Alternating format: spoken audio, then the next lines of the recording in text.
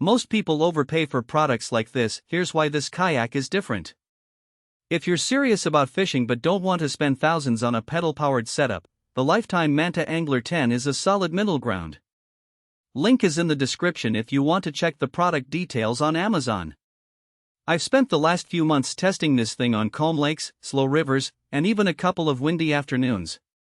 It's one of those kayaks that actually delivers on the promises: stable enough to stand up and cast, roomy enough to bring your gear, and tough enough to handle the occasional scrape against a rock or dock. The price tag might look steep at first, but when you compare it to inflatables that fall apart or sit on tops that tip too easily, it starts to make sense. The first thing that stands out is how stable it feels. Most budget kayaks wobble when you shift your weight, but the Manta Angler has a flat hull and wide beam that keeps you planted. I stood up to cast multiple times without feeling like I was about to take a swim, and that alone is worth the price if you're used to sitting hunched over in a narrow kayak.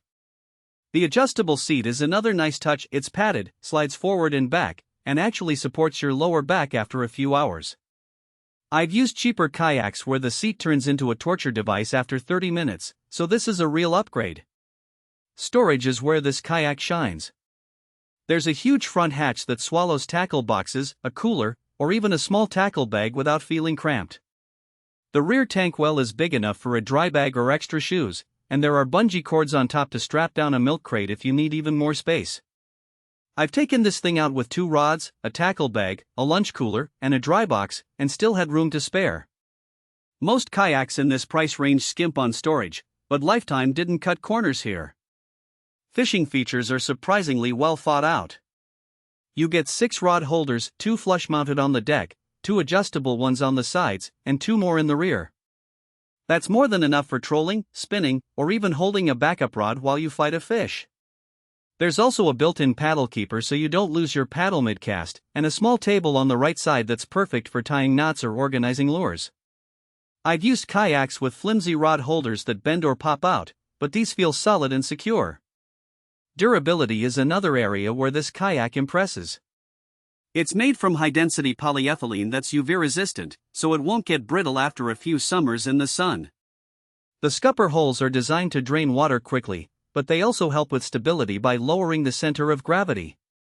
I dragged this thing over gravel, sand, and even a rocky shoreline a few times, and there wasn't a single scratch that worried me. Most kayaks in this range would show wear after that kind of abuse, but the Manta Angler held up fine. Now, it's not perfect.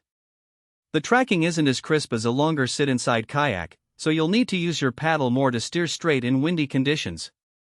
And while the seat is comfortable, it's not memory foam. If you're planning all-day trips, you might want to add a cushion. But those are minor trade-offs for what you get at this price.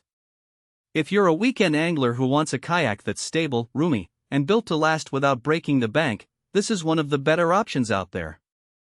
It's not a premium fishing machine, but it's a practical, no-nonsense kayak that actually works the way it's supposed to. The link is below if you want to check it out. Just make sure to measure your storage space and car roof height before buying, because it's a big kayak. For most buyers, the real question is not whether Lifetime Manta Angler Kayak 10-foot, stand-up fishing kayak, 6 rod holders, adjustable seat, red sounds impressive on paper, but whether strengths like stable design and fishing features actually make daily use feel easier, more dependable, and more worthwhile after the first few days of excitement wear off.